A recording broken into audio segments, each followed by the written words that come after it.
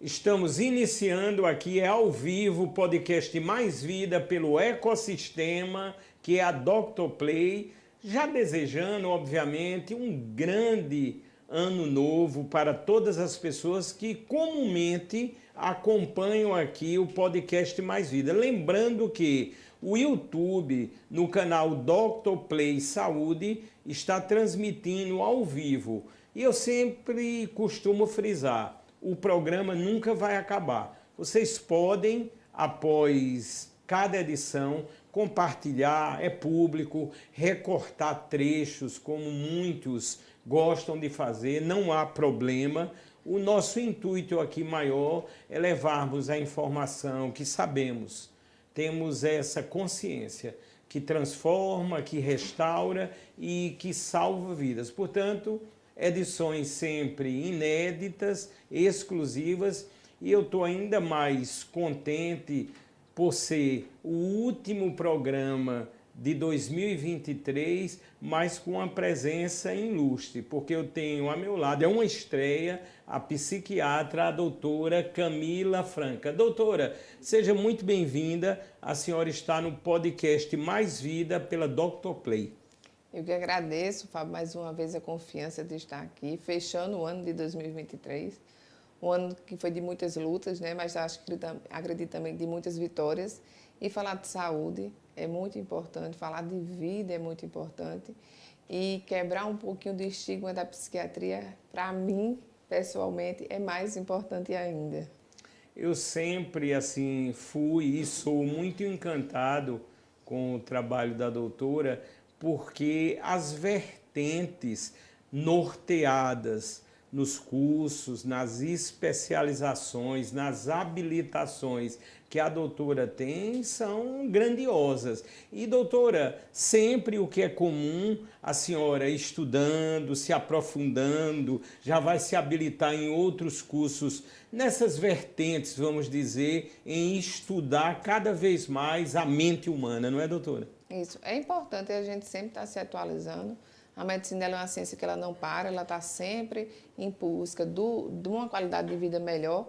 A psiquiatria, ela em 1960, ela tinha medicações apenas sedativas, que a gente vai remeter a nossa memória a pacientes apenas sedados, né? E hoje a gente não trabalha mais com isso, a gente quer trazer total qualidade de vida para um paciente que tenha algum tipo de transtorno psiquiátrico. E quando a gente fala transtorno psiquiátrico, remete na memória das pessoas também transtornos como esquizofrenia e o transtorno afetivo bipolar, quando na verdade a insônia também faz parte, quando há uma disfunção sexual também faz parte, quando uma ansiedade, uma depressão também faz parte dentro de um transtorno psiquiátrico. E a gente vem tentando trazer uma melhor qualidade de vida com as medicações que são atualizadas, para dar a esse paciente o melhor bem-estar que ele puder. Ô, doutor, eu sei que a senhora também é uma grande professora. Como é que está a administração do tempo? Eu sei que a senhora tem conseguido, com muita habilidade, conciliar tudo isso, mas uma tarefa um pouco delicada, né, doutora? Eu não vou colocar... Eu sempre digo assim, a grama do vizinho, ele parece verde às vezes, mas é falsa. Verdade. Não é fácil, não é fácil. Eu digo que eu não tenho filhos, né? Então eu acho que isso é uma forma de me ajudar também a dar conta de tanta coisa. Eu tenho uma rede de apoio aqui atrás que me ajuda bastante. Então, minha família, meu braço esquerdo, direito, meus pés, né? Minha família, eles me apoiam muito, eles vêm, assim, para mim sustentar mesmo. E, além do mais, os meus parceiros, meus colegas de trabalho também, eu sou muito abençoada em relação a isso.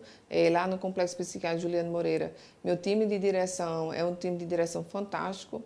A gente trabalha muito na unidade. Eu digo que se a gente não falar nada e se comunicar apenas pelo olhar, a gente consegue fazer nosso trabalho tranquilamente. Então, eu acho que eu sou muito abençoada nesses pontos aí. Com certeza. Ô, doutora, a nível do ensino, aí a senhora está lecionando aonde e qual é especificamente a disciplina, vamos dizer assim? Na verdade, eu sou preceptora, eu não vou diretamente para a faculdade. Eu faço o campo de estágio lá do Juliano, né? Por que isso? Porque quando eu fui aluna de medicina, O Juliano, ele foi um trauma na minha vida, né? Então, olha, cuidado com isso, prenda o cabelo, não use jaleco, não tire todos os seus adornos. E eu senti muito medo em ir ao Juliano. Quando eu fui para a residência de psiquiatria, no primeiro ano a gente não ia para o Juliano Moreira e a gente ficava no pronto atendimento de saúde mental e os pacientes pediam todos para ir para o Juliano. Ah, me leve para o Juliano, me leve para o Juliano. Eu fazia, meu Deus, o que é que esses pacientes querem no Juliano? O que é que ele tem lá? Quando eu fui fazer meu rodízio, né, na residência de psiquiatria, eu entendi o que é que tinha o Juliano. E foi ali que eu tive a certeza do que eu queria para o resto da minha vida, que era ser psiquiatra. Então, eu convidei todas as faculdades a estar ali junto com a gente mostrando. Eu acho que a sala de aula é muito importante, mas para mim mostrar o Juliano Moreira era muito mais importante, porque eu precisava quebrar estigmas. Jamais eu estou romantizando a internação psiquiátrica, até porque a gente respeita muito a Lei 10.216, que é a Lei da Reforma Psiquiátrica, onde no artigo 4 ele diz que a internação psiquiátrica ela só será indicada quando os recursos extra-hospitalares tiverem sido esgotados. E a gente faz muito bem isso lá. A gente respeita muito bem a lei, mas caso um paciente ele precise ser interno, ele vai ser muito digna a sua internação, ele vai ser muito humanizado, ele vai ter amor ao entrar lá. Então, eu entendi quando os pacientes pediam para ir lá. Então, lá é encontrado muito amor, é encontrado muito afeto, a gente entrega muito lá. Né? Então, a gente tem uma área muito grande, lá tem várias oficinas, lá tem campo de futebol, né? Eu não posso discorrer muito sobre, né? Assim, justamente para não romantizar uma internação psiquiátrica, mas os pacientes, a gente cuida da autoestima do paciente, a gente cuida da questão física do paciente, da questão mental, a gente faz práticas integrativas com o paciente, então a gente faz acupuntura, a gente faz a ventosa no paciente, então o paciente ele se sente acolhido. Então, eu entendi porque o paciente gostaria de ir para lá. Mas sabendo que, como qualquer outro hospital, o objetivo da internação é ressocializar e findar uma crise. Então, esse paciente vem para a gente em uma crise, né? Em uma crise de psiquiátrica, seja ela de surto psicótico, seja numa depressão grave, numa crise de mania, um surto de agressividade, e aí eu, para preservar a vida dela ou de outra pessoa, a gente faz uma internação, cessando a crise, a gente ressocializa esse paciente, devolve para a rede de saúde mental do município, para ele continuar seu tratamento. Doutora Camila, inclusive a nossa primeira tela-tema diz aí, Juliano Moreira, psiquiatria, psicologia e práticas integrativas. Uma coisa que eu achei muito interessante, examinando a direção da senhora frente aí ao complexo Juliano Moreira, a senhora pensou muito bem nessa diversidade. Obviamente sabemos que tem toda uma equipe assessorando, mas a senhora está lá de frente e eu vi que até os serviços, vamos dizer, outros, que não existiam, creio, né, em gestões bem anteriores, a senhora implementou e usa também, não é, doutora? Portanto, isso cria aquela humanização fundamental em ambientes como o Juliano Moreira. É por aí, doutora? Eu digo, o Juliano Moreira é a minha paixão, né? Eu digo que a gente vai transformar o Juliano Moreira num grande ambulatório, num grande centro de práticas integrativas, porque a gente tem que voltar o cuidado para a gente. A OMS, ela, em 2019, antes da pandemia, ela preveu que em 2030 a depressão seria a doença mais prevalente do mundo, ultrapassando doenças cardíacas e o câncer, antes da pandemia. E aí eu digo para você, Fábio, que no nosso dia a dia, eu acho que essa data vem antes, não será em 2030. As pessoas estão doentes, sabe? E eu preciso cuidar disso aqui, eu preciso ou prevenir um adoecimento, ou, se ele se instale, não deixar que ele se agrave. Então, eu preciso ter esse ambulatório e essas práticas integrativas muito bem fortalecidas. É isso que a gente tenta fazer isso hoje lá. Claro, os meus pacientes internados, eu tenho que dar uma boa qualidade, mas nosso olhar hoje de direção é um fortalecimento dentro do ambulatório de práticas integrativas. Então, ou eu evito, eu digo a medicina, a psiquiatria ela vai ser muito profilática, né? Quando eu começo a sentir, eu corro para eu não adoecer, ou caso eu tenha um adoecimento, para eu não agravar. Porque a depressão, quem não conhece uma pessoa que está depressiva hoje? Verdade, doutora. Se a gente pensar antigamente, Fábio, era assim, quem não conhece um diabético, quem não conhece hipertenso, hoje a gente fala quem não conhece uma pessoa que está depressiva. Hoje, graças a Deus, a gente vem quebrando tabu, não que seja uma coisa, ai, que coisa linda, a gente está falando disso, não é isso, mas quem não conhece também é uma pessoa que não está tomando remédio. Mas eu digo, é muito melhor você estar tomando remédio e você estar se sentindo bem, com qualidade de vida, do que você não está tomando a medicação e cada vez você está afundando mais. Algumas vezes eu digo para o paciente, o tratamento de alguns tratamentos na psiquiatria, ele vai ter começo, meio e fim. Alguns tratamentos não, vai ser crônico. Tanto como a diabetes é crônica, como a hipertensão é crônica, como a artrite reumatoide é crônica, mas são medicações que eu preciso tomar para me sentir bem. Na psiquiatria eu vou precisar tomar medicações para me sentir bem também. Não vai fazer mal. Ah, mas o que as pessoas vão pensar disso? E eu sempre digo a mesma coisa. O problema é das pessoas. Verdade. Porque seu objetivo é ficar bem. E a gente consegue lhe deixar bem. Interessante. Ô, doutor, eu sei que se criaram assim muitos tabus, né? Tem um histórico, quando a gente fala em hospital psiquiátrico, às vezes nos dá até medo. Eu me lembro que há muito tempo atrás eu tive que acompanhar um amigo que estava em tratamento. Doutor, eu sou sincero, quando eu entrei ali na sala, vamos dizer, de espera, e que tinham várias pessoas, doutor, eu ficava olhando para um lado, ficava assim, ficava com um certo receio, você fica com medo que alguma coisa aconteça. Doutora, isso é normal das pessoas sentirem isso nesses ambientes? Eu sempre digo o seguinte, a gente vai dar a lei da ação e da reação. Eu sempre digo para meus alunos, antes de a gente chegar a adentrar, eu digo, se eu sou tratada mal, a nossa reação vai ser tratada mal também. Mas se eu cativo, eu sou acolhedor, a nossa reação também vai ser a mesma coisa. Então, se eu chego lá dentro de uma enfermaria, onde está todo mundo muito tranquilo, porque a gente não pode esquecer que os pacientes psiquiátricos, eles são seres humanos. É a primeira coisa que eu também estou dizendo. São seres humanos, tem coração, tem pulmão, tem fígado, tem igual. Eles não são bichos, eles são seres humanos. Eles têm sentimentos também. E a gente não pode confundir, eu sempre friso aqui também, que o paciente mental, ele não tem retardo mental. São coisas diferentes. O retardo mental dá dentro de uma patologia do transtorno mental. Mas, por exemplo, um esquizofrênico, não necessariamente ele tem retardo mental. A cognição dele está preservada. Então, não queira tratar um esquizofrênico como um retardo mental, porque ele não é. Né? Então, assim, se você chega numa enfermaria, né, se encosta na parede, olha assim, o paciente ele vai se sentir... Verdade, doutora. Ele não está se sentindo acolhido. Ele diz, poxa, por que estão olhando assim para mim? Ele está com o pensamento distorcido da realidade. Mas ele não está se sentindo acolhido naquele momento. Entendi. Então, o que é que eu digo para meus alunos? A gente tem enfermaria como qualquer outro hospital. Se tiver alguém oferecendo risco, eu sou a responsável por ver isso. Por isso que eles sempre estão na presença de um preceptor.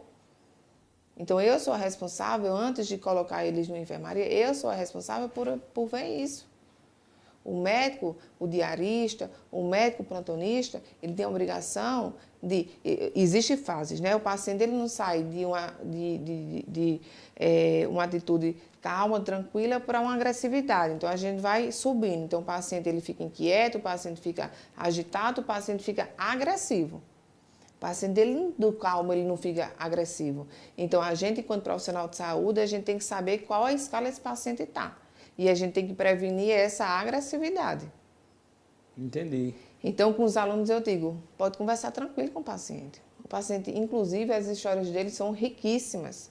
São riquíssimas. Os alunos, eles não querem sair. Eu digo, tá bom, gente, vamos embora. O povo, não, doutora, mais um pouquinho, mais um pouquinho. Porque é muito interessante conversar com eles. Porque eles são muito ricos de história. Doutora, é um relato assim de muita experiência, além de tudo. Aí, doutora, usar a palavra fulano tá doido ou ficou doido, isso é um preconceito, é uma coisa que está em desuso mesmo ou vai demorar muito tempo para, vamos dizer, usarmos a metodologia certa? É um preconceito, né? A gente, no hospital, a gente conversa muito com nossos funcionários, a gente não usa certas palavras, a gente não fala o paciente está sedado, o paciente está amarrado, o paciente é doido, isso aqui dentro do hospital ele não entra essas palavras, né? Porque a gente tem que ter respeito com o próximo. E também na lei, eu vou sempre citar a lei, porque a gente sempre dentro do hospital a gente vai trabalhar dentro da lei. A primeira coisa que tem na lei é dizer que eu tenho que respeitar o paciente com transtorno psiquiátrico. E, Fábio, não existe uma lei para o paciente cardiológico, o paciente oncológico, o paciente, né? Existe uma lei para o paciente com transtorno mental. E lá dizendo que, lá diz, uma lei que é de 2001, só faz 22 anos, lá está dizendo que o paciente tem que ter respeito.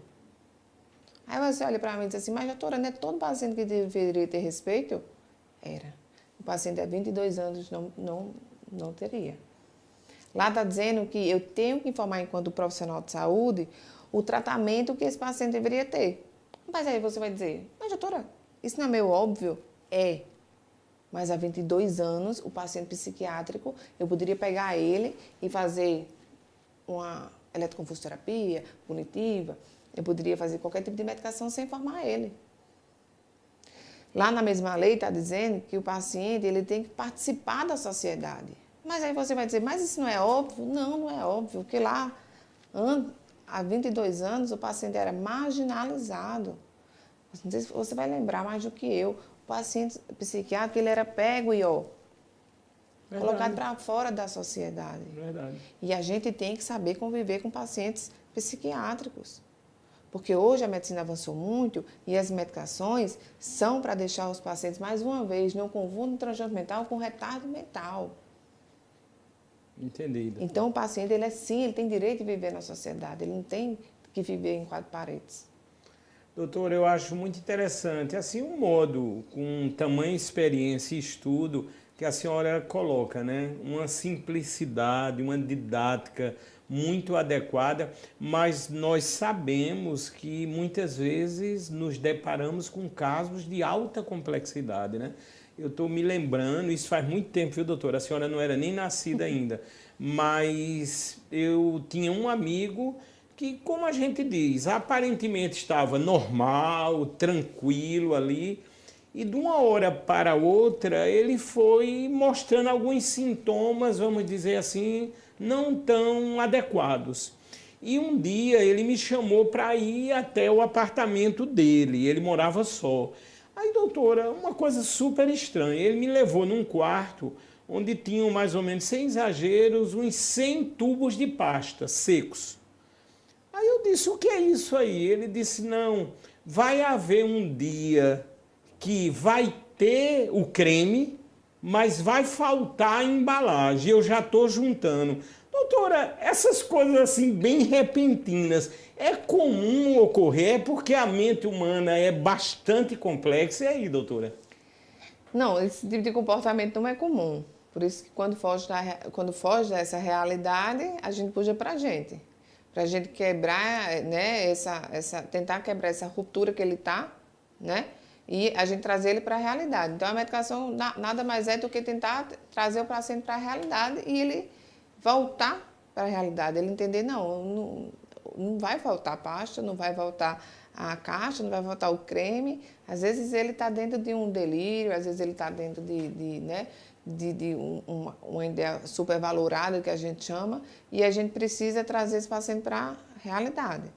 Então, às vezes o paciente ele acha que ele foi abduzido, às vezes ele acha que implantaram um chip nele e ele está sendo perseguido pelo FBI. E a gente, não adianta, Fábio, você está discutindo, o que eu mais converso com as famílias é que quando o paciente está fora da realidade dele, quando ele quando ele está no delírio e ele coloca aquilo como verdadeiro, você não adianta estar discutindo com o paciente, porque aquela verdade para ele é única e absoluta.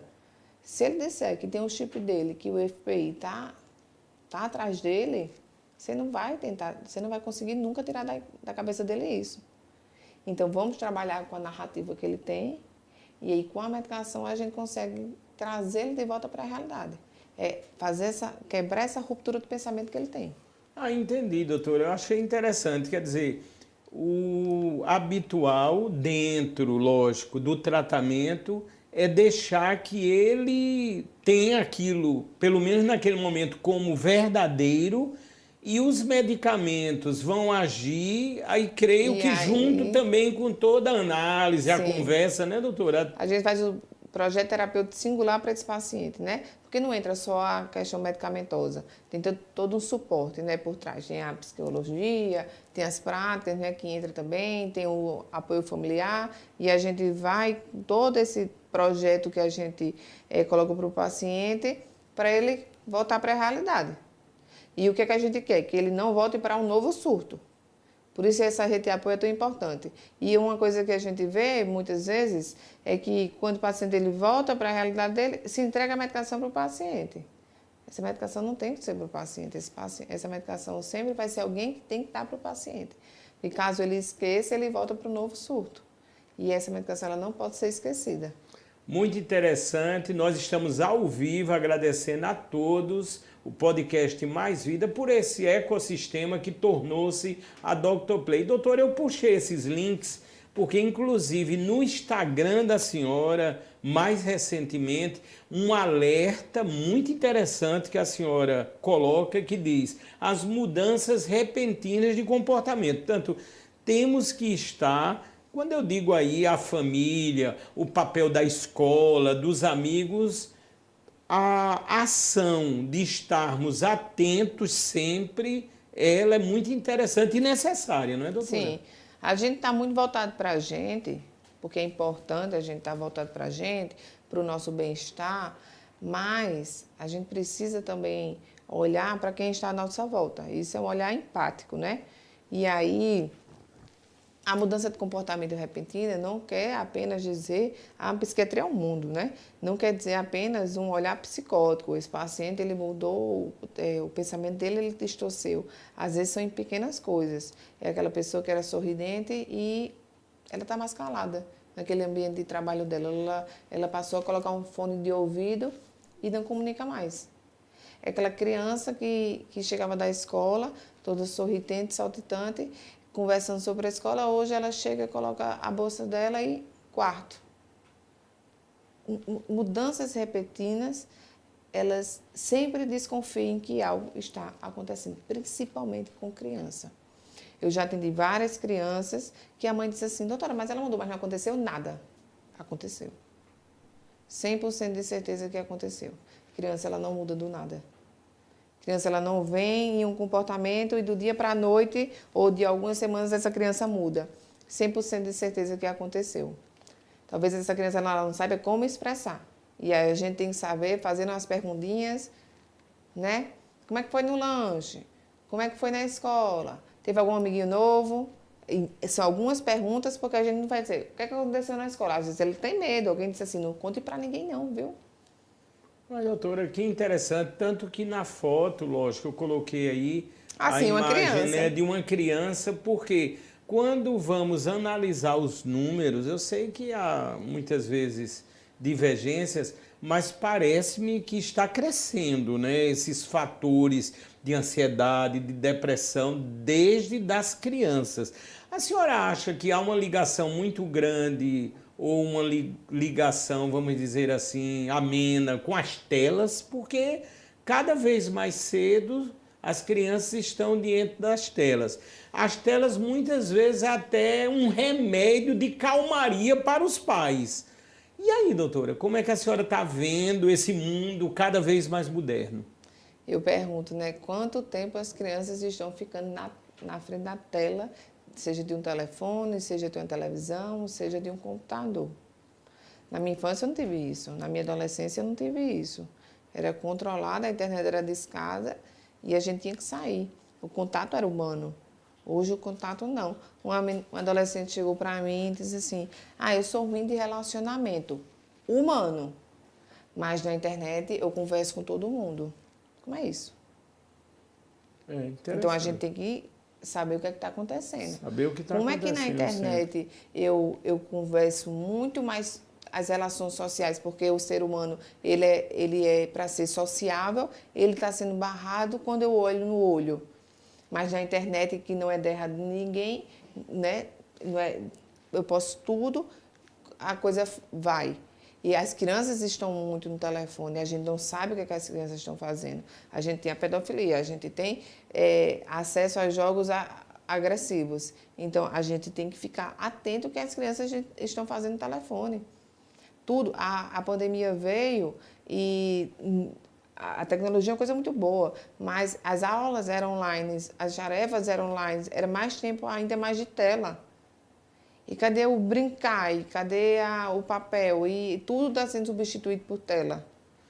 Está tudo ficando muito mecanizado na tela. Verdade. Ô, doutora, a senhora falou em pedofilia. Eu já entrevistei muitos profissionais, né, da área e alguns disseram que a mente do pedófilo não tem recuperação. Assim, se ele pegar uma pena de 30 anos e lá ficar, pode ser que um dia ele venha a reincidir, que não haveria, segundo os estudos, a medicina, a ciência, uma cura.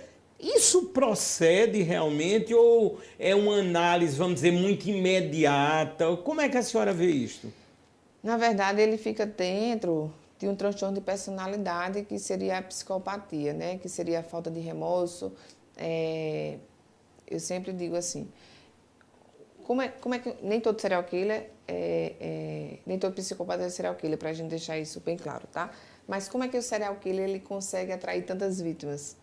Porque ele tem que ser sedutor, ele tem que ser atraente ali para atrair a vítima dele, porque senão ele não seria um serial killer, ele não faria tantas vítimas, né? Então, o psicopata, ele faz tudo para conseguir o que ele quer, não importa o método. Então, ele vai conseguir manipular, seduzir, até ele conseguir o seu interesse, não importa como ele faz isso. E aí ele não tem remorso, ele não tem sentimentos, e é mais ou menos a personalidade do pedófilo, né? Ele tem aquele prazer, por mais que e é personalidade. A personalidade se fez aos 18 anos e a gente não muda a personalidade, né? Depois que aquilo tá fechado, por mais que você é um pedófilo, por mais que você passe algum tempo sem agir, algum gatilho pode vir e você tornar a fazer de novo. Você vê serial killers que agiram, passaram algum tempo sem e voltaram a agir. Verdade, doutora.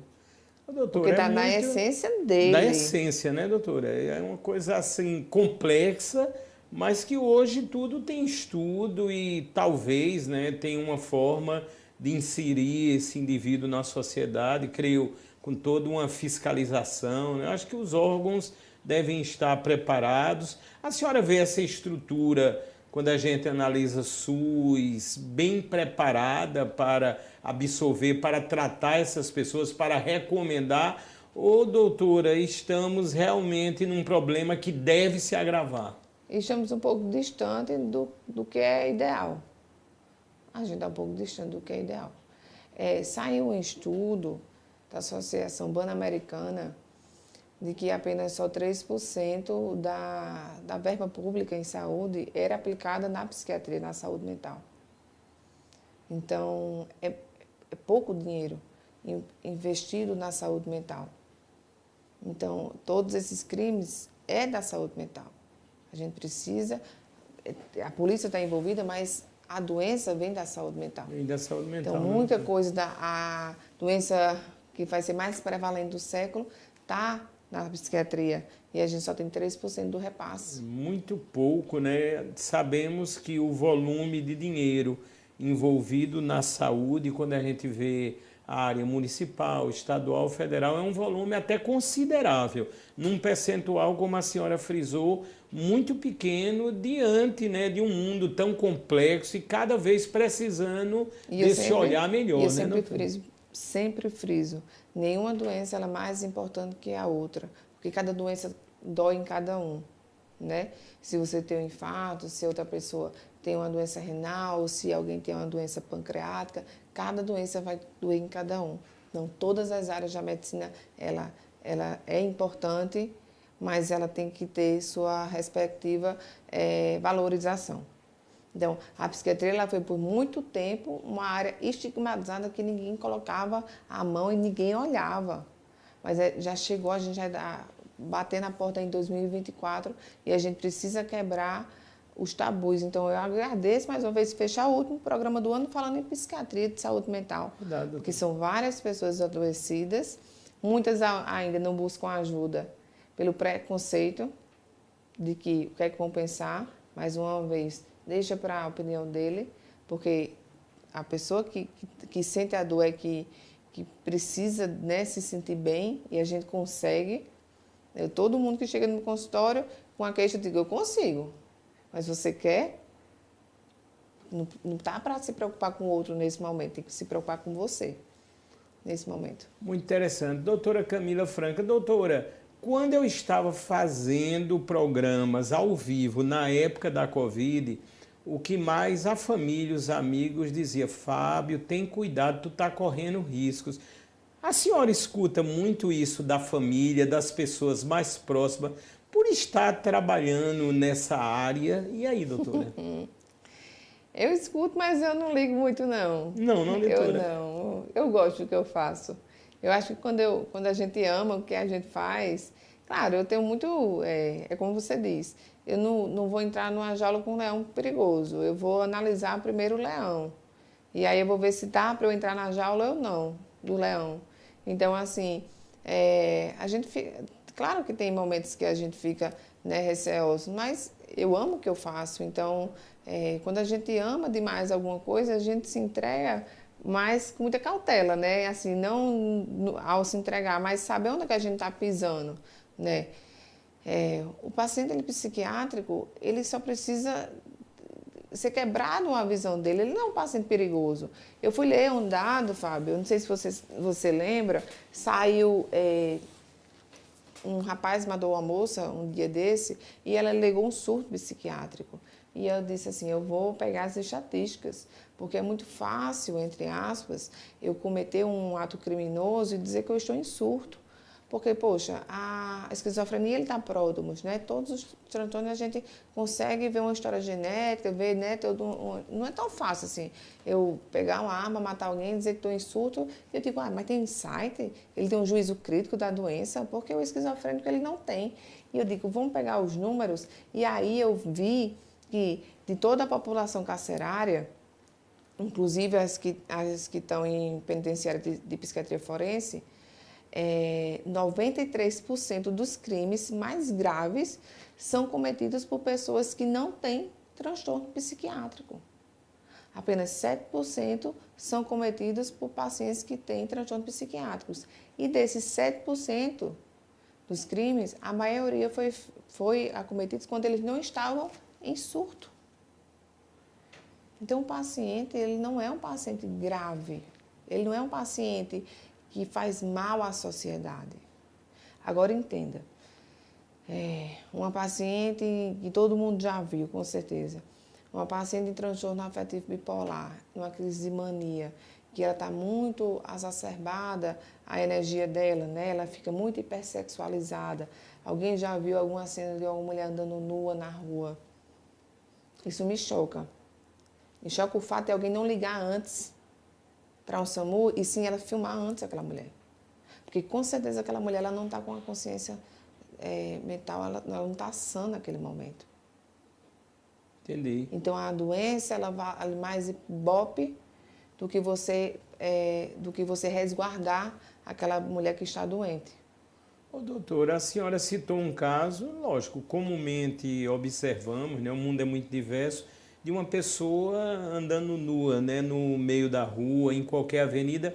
Aí o correto é ligar para o SAMU inicialmente ou a polícia estaria habilitada, vamos dizer assim, a ir até essa pessoa e tomar as providências corretas? Qual é a atitude que eu acho que muitas vezes as pessoas, ou com medo, ou com receio, ou até por não saberem realmente o que é correto em fazer naquele caso? Eu já fui de SAMU, então assim, na maioria das vezes, 99% dos casos, vão juntos, né? Quando alguém liga para o SAMU, a gente prontamente liga para a polícia, ou quando essa ligação é feita para a polícia prontamente liga para o SAMU. Então as duas, a ambulância e a viatura, ela vai junta para essa ocorrência. Ah, entendi. Aí nesse caso já levaria direto para o complexo? A gente tem uma pactuação aqui no estado, né? Então, a região metropolitana, pacientes em crise, ela vai para o pronto atendimento de saúde mental, que fica no complexo de Mangabeira. E as 219 cidades do resto do estado, ela fica no complexo psiquiátrico Juliano Moreira, para crise, para a porta aberta. Entendi. E adolescentes, João Pessoa para o Oswaldo Valentina, e as 222 cidades para o Juliano Moreira. Doutor, eu achei muito interessante esse esclarecimento, porque a gente nota, né, que falta ainda muita informação, né? Eu sei que as pessoas gostam muitas vezes do trágico e, como a senhora bem disse, hoje já querem fotografar e muitas vezes fazer aquilo viralizar, fazer chacota, e aí vem um universo até muito perigoso, né? Outro detalhe também, doutora, dessa tela aqui. Nós estamos no país, eu não sei como a OMS obteve esse dado, mas vamos supor que venha a ser realmente verdadeiro, o país mais ansioso do mundo. Eu, por exemplo, eu fico muito ansioso quando vou entrevistar a senhora, mas eu tenho certeza que é uma ansiedade do bem, né? Eu estou ali naquele momento, estou aguardando o dia porque eu sei que será, como está sendo, uma grande entrevista.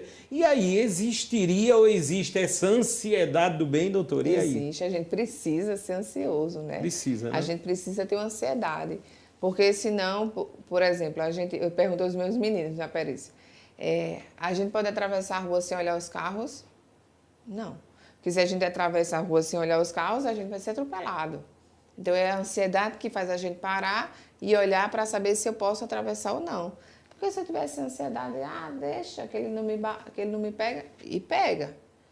Agora, ansiedade demais, ai minha Nossa Senhora, ai meu Deus, ai meu Deus, ai meu Deus, paralisa. Então, a ansiedade faz com que o medo paralise. Então, não, eu tenho que ter uma ansiedade ali com que eu consiga raciocinar diante das coisas.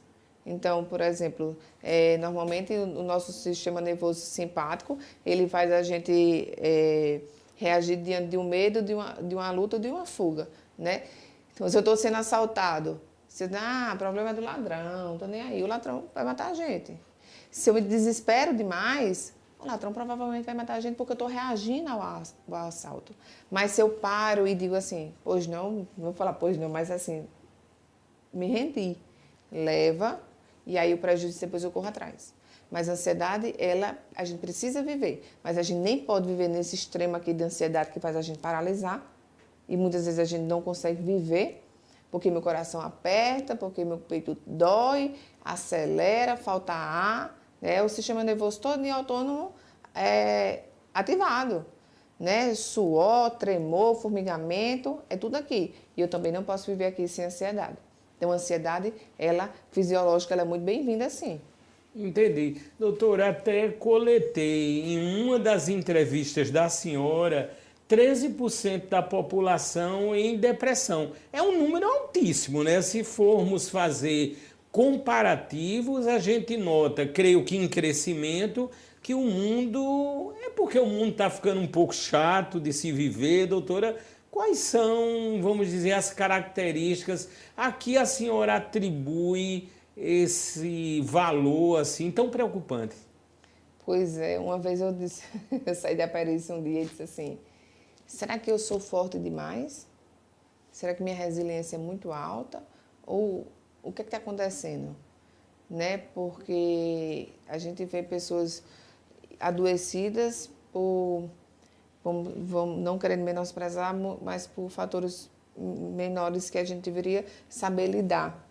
Então, o saber lidar com as situações, ela está sendo perdida. Então, quando a gente era criança, tá errado, mas assim, antes era um engolir o choro, ou seja, a gente tinha que saber lidar, enfrentar situações. Hoje a criança ela tem tudo na mão. Então, elas estão crescendo sem saber enfrentar situações. Então, eu digo, na vida da gente, diante de um problema, a gente só tem duas para onde ir, tem dois caminhos. Ou eu pego um problema e fico remoendo o problema, cuidado do meu problema, e esse problema ele só vai crescendo. Ou eu pego um problema e tento resolver o problema, porque já vai vir outro problema. Isso se chama vida. E as pessoas, elas parecem que elas não estão dispostas a resolver os problemas. Mas, claro, existem outras coisas. Às vezes é uma perda familiar que eu não consigo ressignificar esse luto, né? Eu não consigo transformar uma dor em uma saudade, né? Eu não consigo ressignificar muitas coisas. Às vezes é um sentimento de posse numa separação. Então, a maioria das experiências hoje são pessoas que se separaram e elas não conseguem continuar a vida. Ela tem aquela pessoa como uma posse. Eu perdi algo, metade de mim foi embora. E aí eu estou impedida de ir. Quando, na verdade, a gente não pode enxergar relacionamentos assim. Outra pessoa vem para a nossa vida para somar, mas não para ser metade de mim. Porque ela tem um livre-arbítrio de ir ou não. E quando vai, as outras pessoas, elas é como se tivessem sido amputadas. Elas não conseguem ir mais. Entendi. Então, hoje a gente tem várias causas para a depressão, que a gente tem os fatores endógenos, né, que vem acompanhados de fatores genéticos, e a gente tem os fatores exógenos, né, quando a gente consegue identificar algum fator, e muitos desses fatores, as pessoas elas têm um limiar de decepção muito baixa. Eu fui decepcionada e eu não consegui lidar com essa decepção, minha resiliência é praticamente zero. É uma perda de um familiar que eu não consigo ressignificar essa morte. É um término de um relacionamento que eu não consigo mais ir para frente. A maioria das vezes é isso. Se a gente fizer um estudo hoje, a depressão, 90% está ligado a isso. A relações interpessoais. Doutora Camila Franca, doutora, a senhora pode se considerar, por estudar e estar dentro da área da psiquiatria, que está mais protegida? A senhora já teve depressão? Como foi que a senhora, vamos dizer, tomou um posicionamento a partir do momento, creio, que detectou mais fácil que estava com essa ansiedade, com essa depressão? A senhora se julga mais protegida? E aí, doutora? Não, na verdade eu já tive. Antes de fazer a residência de psiquiatria, eu fazia a residência de cirurgia. Eu digo que eu conheci o inferno na Terra e ele é horrível. Eu mais nunca quero pisar lá. Foi um período bem difícil, mas eu tive uma rede de apoio muito grande. E naquele momento, Fábio, eu sempre botei na minha cabeça que eu queria melhorar. Eu nunca desisti, nunca joguei a toalha, disse assim, aqui eu quero ficar, nunca. Eu queria sair daquele sentimento, era angustiante, era desesperador. Eu digo que eu conheci o desespero. Eu nunca mais quero voltar para aquele lugar. E eu nem queria ficar ali. Então, eu procurei terapia, eu procurei psiquiatra. Na religiosidade foi muito importante na minha vida. E aí, claro que nem da noite para o dia, eu digo que não é antibiótico, isso aqui, 7, 14, 21 dias que eu fico bom. Tem que ter um pouquinho de paciência na psiquiatria. E aí, alguns meses fiquei bem. E eu disse assim, quero fazer o que fizeram comigo. Porque na minha cabeça eu tive um pensamento de que mais nunca eu ia sorrir na minha vida. E é muito ruim, tá? Eu digo que eu conheci o fundo do poço. E para lá, mais nunca eu quero voltar na minha vida. Então, chega a situações na minha vida muito estressantes que se eu começo a sentir algo que eu senti algum dia assim, no começo, eu digo, opa, já é um alerta para mim. Eu digo, opa, daqui para frente não. Tenho que sair daqui. Porque mais nunca eu quero voltar para lá. Então, eu aprendi na minha própria dor a ter empatia pelo outro, a poder ajudar o outro e mais nunca querer voltar. Posso dizer a você que mais nunca eu vou ter? Não sei. Mas eu trabalho todo dia, constantemente, para nunca mais voltar para aquele lugar que eu já tive um dia, porque foi horrível, horrível. E a maioria das vezes que o paciente vem falar comigo, eu entendo a dor dele. Por isso que essa minha sede de poder ajudá-lo, mas ele tem que querer. Eu queria, com todas as minhas forças, querer melhorar. É interessante, quando a senhora fala isso, eu escuto vários relatos que as pessoas dizem, eu estou querendo melhorar, mas a situação é mais forte, ela sobrepõe o que eu estou querendo, mas eu não quero estar assim.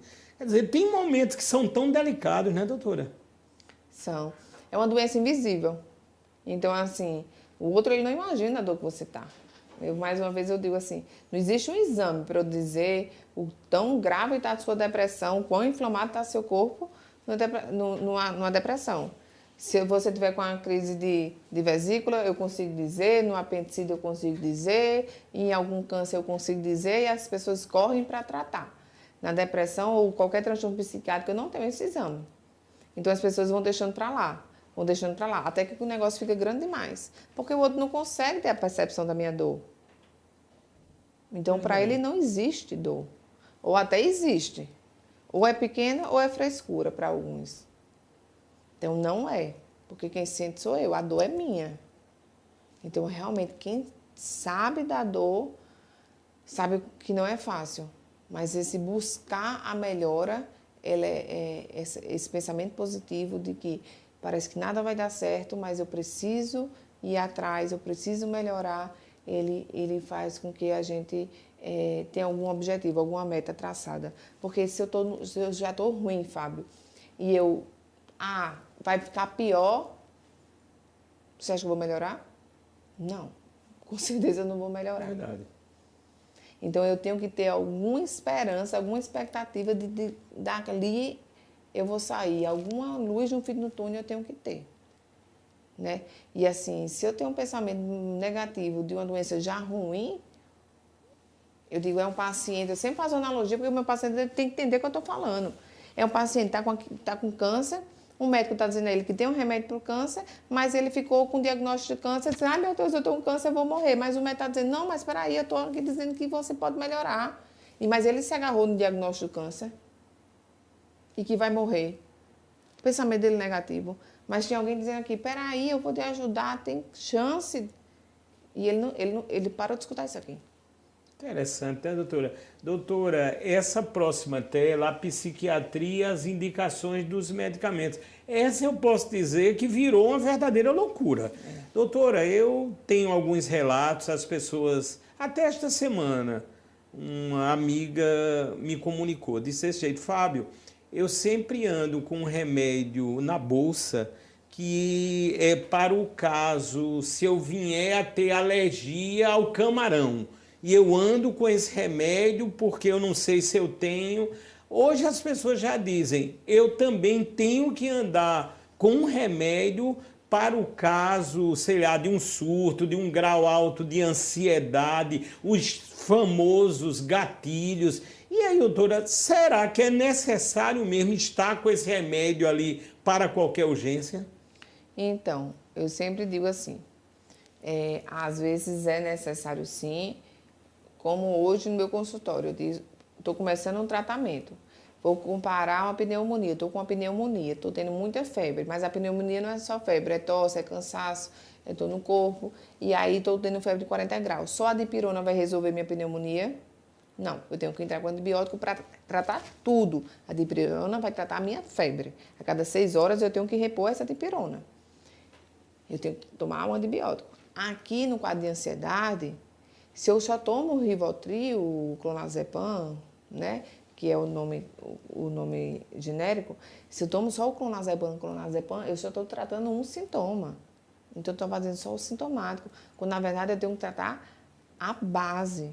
Mas às vezes esse paciente está tão sintomático, que no começo do tratamento eu tenho que colocar assim, esse sintomático, para enquanto a medicação não faz o efeito dela, que mais ou menos é 1 a 2 semanas para ele começar o efeito, depois a gente tem que fazer ajuste de dose quando necessário, esse paciente vai precisar Se necessário, aí a gente escreve bem grande assim, em letras garrafais. Se necessário, fazer o uso, enquanto a medicação de base ela ainda não faz efeito. É a mesma coisa, o antibiótico ainda não começou a fazer efeito, então, se necessário, faz a dipirona. Às vezes sim. Porém, a automedicação, não. Tem muitos efeitos colaterais. Então, às vezes o paciente chega, ai, pelo amor de Deus, estou dando isso, mas quem prescreveu? Foi minha vizinha, foi, né, meu cachorro. Às vezes nem é a doença, né? É a mesma doença. Eu digo, não é um sintoma que me dá diagnóstico. Um sintoma ele pode dar em várias doenças. A gente tem que ter muito... a psiquiatria tem 5 classes de medicações, mas cada classe ela tem várias doses, com várias indicações. Então, a gente tateia muito aqui na mão da gente, o psiquiatra, porque a gente sabe aonde a gente está indo. Verdade, doutora. Ou seja, os conselhos médicos são sempre os corretos, né, doutora? É amparado na ciência, na pesquisa e nas mudanças também que a vida proporciona em todos os segmentos. Principalmente num médico especialista, um médico psiquiatra que saiba o que está fazendo. Que a gente também está passando por isso, né? Médico não especialista prescrevendo à torta e à direito medicações que não fazem nenhum sentido, o paciente cada vez já caindo, entrando nessa porcentagem e adoecendo cada vez mais, mas porque é uma medicação mal indicada. E o interessante, eu tive analisando, né? Isso eu já procurei, inclusive, informações, né? Até de outros estados. É quase impossível uma cidade, um estado que não tenham farmácias que vendam, muitas vezes, um pouco mais caro, mas sem prescrição. Tanto o Brasil, né, tornou-se um país, vamos dizer, onde mais se automedicam, não é, doutor? Isso é uma coisa muito séria, né? E a gente nota que, como a senhora bem falou, quando chega num ambiente, principalmente final de ano, várias pessoas reunidas, a pessoa diz, não, eu tenho medicamento, já vou passar para ti. E por aí vai, e isso vira uma chamada loucura mesmo, no sentido da palavra, não é, doutora? Isso. Doutora, agora temos esponja emocional, absorver as emoções alheias. Quando a senhora coloca isso, por exemplo, no Instagram, é porque várias pessoas, vamos dizer assim, tomam as dores ou as situações vivenciadas por outros, querem absorver tudo isso e muitas vezes não conseguem, e aí vem as patologias da psiquiatria. É por aí, doutora? Normalmente são pessoas que elas têm uma crença de incapacidade muito grande. Então, são pessoas que querem agradar a todo mundo, mas ela não consegue nem superar sua própria expectativa. Então, sabe aquela pessoa que quer agradar a todo mundo? Então, ela está com problema, Fábio, eu vou lhe ajudar, está com problema, vou lhe ajudar. Mas quando a gente vai enxergar para ela está cheia de problema, sim, porque ela vai querendo ajudar todo mundo, mas, na verdade, ela está cheia de problema. Então, antes de eu tentar ajudar o outro, eu tenho que me ajudar. Eu não posso, por exemplo, entrar numa relação. As pessoas hoje elas são muito carentes, se elas não tiverem com alguém, né, dentro de um relacionamento, o que é que as pessoas vão pensar se eu estiver sozinha? Né? Então, as pessoas elas vão pegando muita coisa dos outros, elas vão absorvendo principalmente muita coisa da internet, e aí isso pode ser um exemplo também, né? Eu preciso ter um carro bom, eu preciso estar dentro de um relacionamento, eu preciso frequentar tais lugares, eu preciso isso, e muitas vezes financeiramente ela não está bem. E a pessoa ela vai se afundando, né, para agradar o outro, quando, na verdade, ela não está numa situação boa. Ela já está numa situação completamente desfavorável para ela. Mas, para eu agradar o outro, eu sou uma esponja, então eu vou agradar a Fábio, eu vou agradar fulaninho, eu preciso mostrar para as pessoas que eu estou bem, quando, na verdade, eu estou completamente destruído. Então, eu não posso entrar, Fábio, dentro de um relacionamento, ou então, né, para os meus colegas, né, eu tenho que estar bem, eu tenho que me reconstruir para eu entregar alguma coisa para o próximo. E aí, isso se chama, uma coisa que se chama de sinceridade. Se eu realmente é aquela pessoa minha amiga, eu tenho que dizer, Fábio, eu não estou bem, eu preciso da sua ajuda, você pode me ajudar? Porque se você for meu amigo, você vai me ajudar. Verdade. Mas se você não for, eu digo que livramento, né? Tirou um que não é seu amigo do caminho.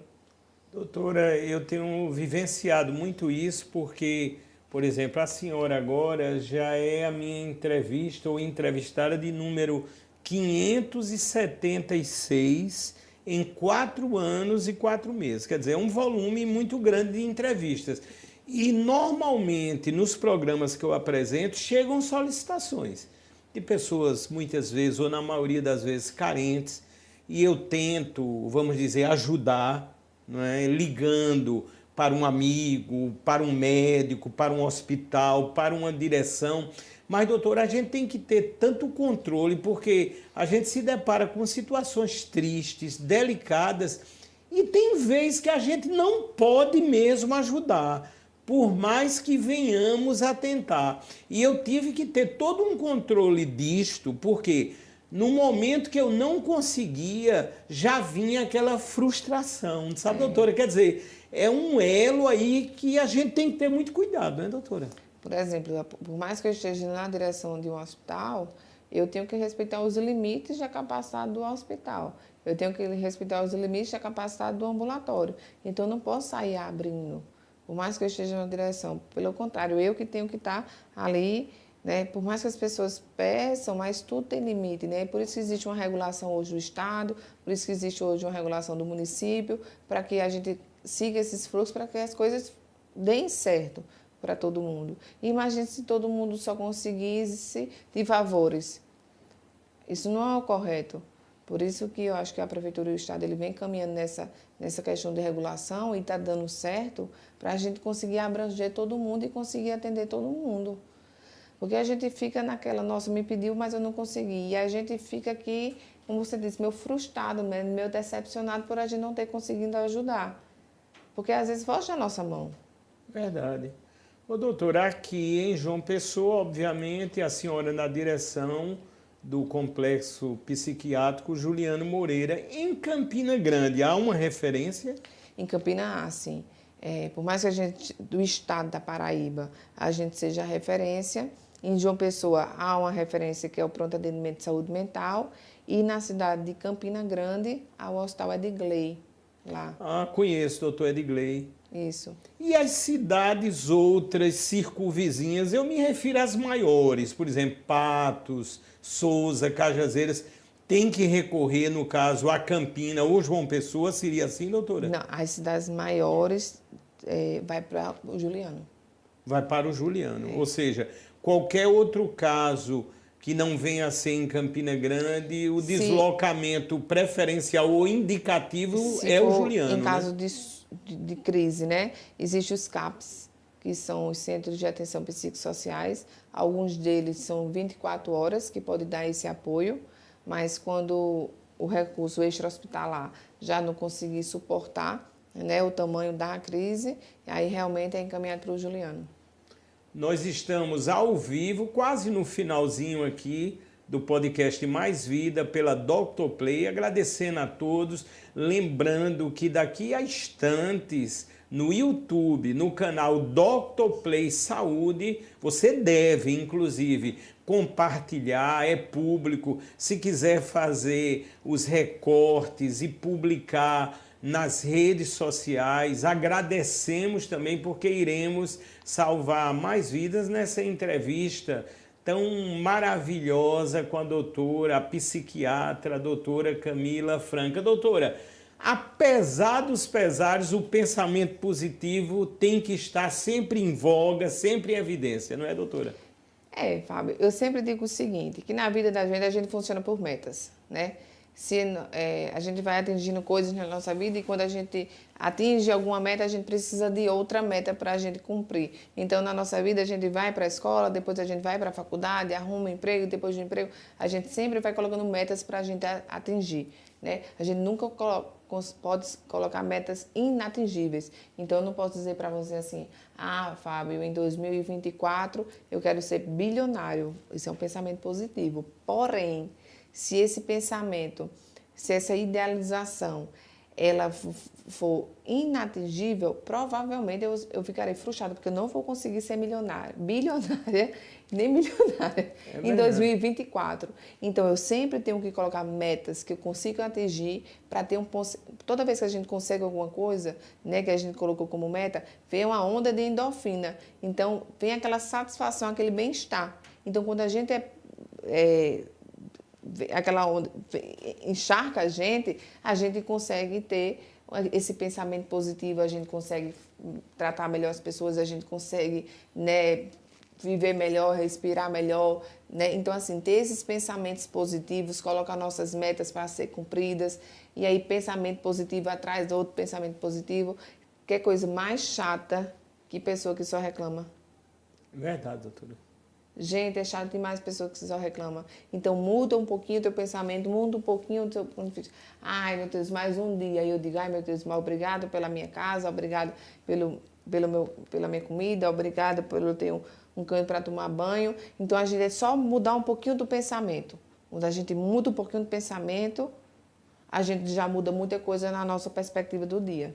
E nosso pensamento, ele melhora.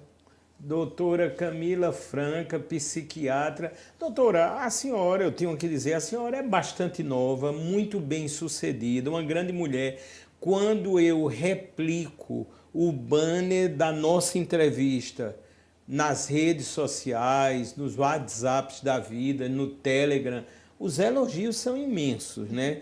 Todos são unânimes. Eu estou sendo muito sincero com a senhora em dizer, olha, uma grande profissional, está fazendo um trabalho excelente, uma grande mulher. Aí, doutora, quais são as metas da senhora para o novo ano que se aproxima? Eu sei que trabalhar cada vez mais, com maior eficiência, estudar, sabedoria. Existem filhos também nessa história.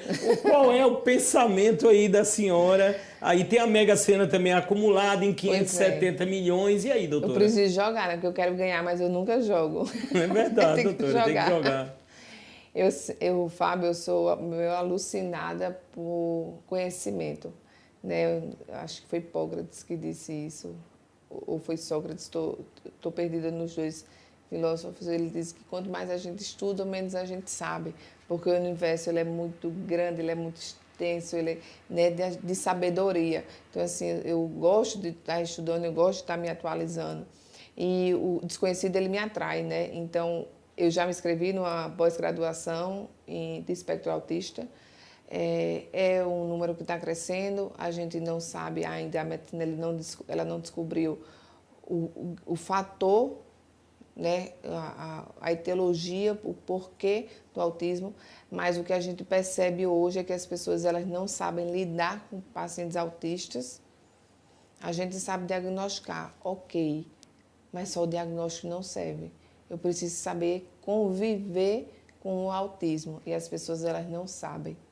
Então, vou me especializar em autismo, pretendo continuar na direção do hospital, né? Eu morro de amores por esse hospital, meu consultório, e é isso. E o que a vida trouxer, eu estou aceitando, porque eu gosto de desafios, e eu sempre digo assim, o não eu já tenho. O que vier de convites, eu sempre digo assim, eu tenho que aceitar para ver, eu pondero, mas eu aceito para saber qual é o meu limite, onde eu posso ir, até onde eu posso chegar. Tem uma paciente que chegou para mim e disse, é porque eu fui convidada para uma entrevista, eu acho que eu não vou. Eu digo, não, você já não tem, você já tem. Vá para a entrevista para ver, porque você não sabe o que é que vai acontecer. E ela chegou antes do marcado para mim, eu digo, você não tinha consulta esse mês. Ela disse, mas eu vim aqui dizer para a senhora que eu não fui para uma entrevista, não. Eu fui para 2 e eu passei nas 2. E eu só venho aqui dizer muito obrigada, porque o não eu já tinha. E eu passei nas 2. E foi a senhora que me incentivou. E a gente precisa enfrentar o desconhecido. Porque se a gente não enfrenta, todo mundo vai ficar na inércia. Doutora, eu quero, assim, agradecer imensamente a senhora. Quero até, assim, pedir desculpa da minha ansiedade, porque eu fico direto no Instagram. Doutora, já sobrou um tempinho, doutora. Mas eu sei dos atributos que a doutora está sempre salvando vidas. Tem a questão também que a doutora atua como perita federal, né, doutora? Ou seja, as atribuições são imensas, mas assim, eu tenho uma admiração muito grande pela senhora, viu, doutora? Pode ter certeza, assim, absoluta. Pretendo que no próximo ano tenhamos várias oportunidades para conversarmos. Fico muito contente quando a senhora diz que vai também enveredar nos estudos, já está, né, inserida nos estudos aí em relação ao autismo. Isso é muito importante, estamos precisando de pessoas alicerçadas nessa história. E aqui da Docto, eu quero que a senhora fique muito à vontade para as palavras finais e que diga, por favor, da rede social da doutora, como encontrar a doutora Camila, qual seria o local de atendimento. E doutora, muito obrigado, muita saúde além de tudo e um feliz 2024 para a senhora e para todos nós, com Deus do coração, que eu sei que a senhora tem demasiadamente. Doutora, muito obrigado. Eu que agradeço. Fábio se tornou um grande amigo através das entrevistas e eu sempre digo, né, Fábio, você tocou agora no meu ponto fraco, porque eu acho que quando a gente coloca Deus na frente, eu acho que Ele vai abrindo todos os nossos caminhos. Eu acho que por isso dá tão certo as coisas. Claro, eu tenho dificuldades, todo mundo na vida tem dificuldades, mas é uma palavra que sempre me acompanha, é a resiliência. Eu não deixo as coisas me abaterem tão facilmente. Eu acho que a gente tem que ter resiliência a um problema chegar na nossa vida e a gente se cair tão fácil. A gente tem que ser forte diante das adversidades. E eu agradeço mais uma vez a oportunidade de estar aqui, falar de psiquiatria. É o meu grande amor, falar de Juliane Moreira também, porque eu me sinto numa responsabilidade muito grande de quebrar estigmas, de quebrar tabus, de quebrar preconceitos, né? De falar do paciente de uma forma carinhosa, porque é assim que a gente os trata, né? E a toda a população, né, que tiver algum sentimento que está ali afligindo o coração dela, que peça ajuda. Não precisa ser diretamente a um profissional, porque às vezes essa ajuda ela pode ser um pouco longe, mas procura alguém que essa pessoa ela pode procurar outro e assim vai ser uma rede de apoio até ficar bem, mas que a gente consegue ajudar, a gente consegue sim, né? E é isso. Quem precisar de ajuda, o Juliane Moreira ele tem a parte da psicologia, as práticas a toda a população do estado. Para quem precisar, a gente está de portas abertas. Minha rede social é doutora, DRA, Camila com 2 L's, Franca, ponto, é um pouquinho complicado, DRA, Camila com 2 L's, Franca, ponto, psique, de psiquiatra. Eu atendo ali na Master Clinic, ela fica na rua Euseli Fabrício, de Souza, ali em Manaíra, na rua do Reserva Garden.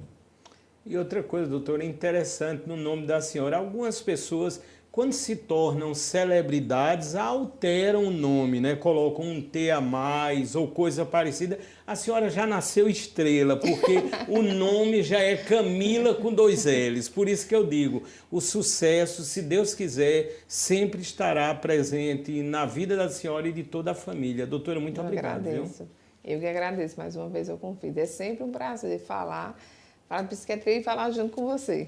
Obrigado, doutora. Assim nós estamos encerrando mais um podcast aqui pela Dr. Play e vamos ressaltar mais uma vez, além de muita saúde, principalmente paz e felicidade no ano que se aproxima, que todos possam compartilhar as nossas edições. Todas estão no YouTube em Dr. Play Saúde e a partir daí vamos recortar trechos, comentar, assistir novamente. Vocês notarão que quando assistimos, até por algumas vezes, um vídeo, um programa, modesta parte, de tamanha qualidade, nós iremos aprender cada vez mais. Portanto, fiquem com Deus e até as próximas edições que já serão no novo ano de 2024. Muito obrigado a todos.